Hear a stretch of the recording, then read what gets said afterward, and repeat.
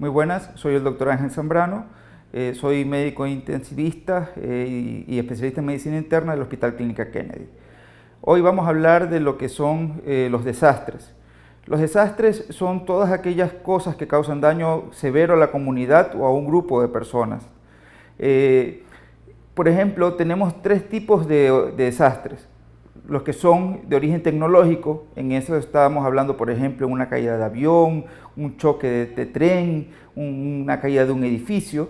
Tenemos desastres naturales, como son los terremotos, los tsunamis, y tenemos desastres provocados por el hombre, como son los de origen bélico o un atentado terrorista, por ejemplo.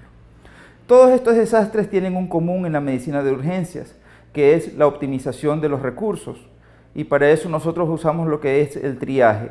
El triaje es una palabra que viene del francés, triage, que quiere decir clasificación.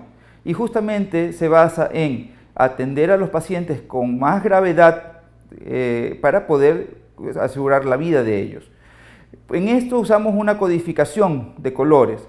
Podemos usar el código del semáforo, por ejemplo, el verde, los pacientes que están estables, en amarillo, los pacientes que tienen algo que se puede resolver en el periodo de un par de horas, y en rojo los pacientes que si no se atiende su emergencia en el momento se pueden morir. Además existe el color negro, que habitualmente es para los pacientes que ya están muertos o que tienen lesiones incompatibles con la vida. Todo esto es en optimización de recursos, y hay que recalcar que este es el triaje civil. En el triaje militar es todo lo contrario.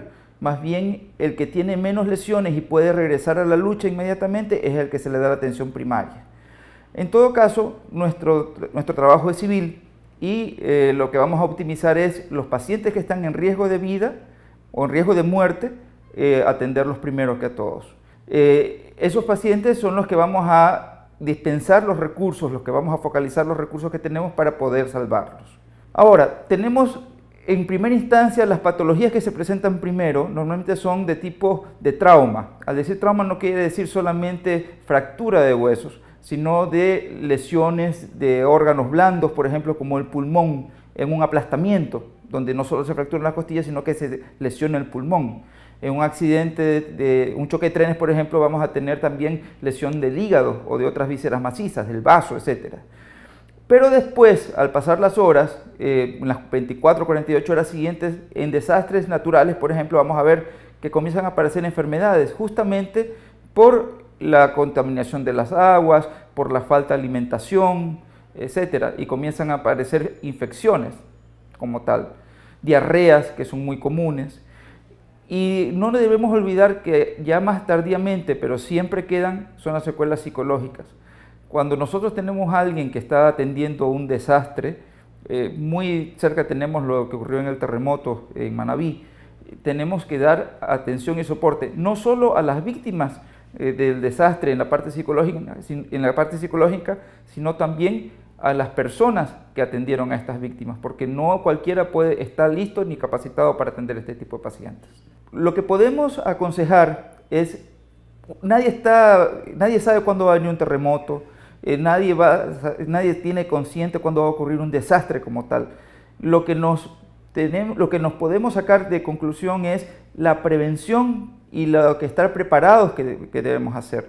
Por ejemplo, si vamos a tener un terremoto, estar siempre con los sitios donde uno va a reunirse con sus familiares, saber ponerse de acuerdo con antelación, tener listo nuestro botiquín de urgencias con una mochila de vida, con comida y alimentos para 48 horas por lo menos.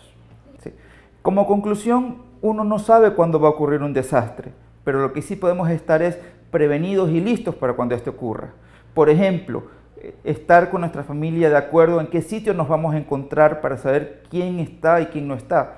Tener siempre listo un botiquín o nuestra mochila de vida, como dicen, con alimentos y comida suficiente para 48 horas por lo menos. Este es Ángel Zambrano, les agradezco por su atención.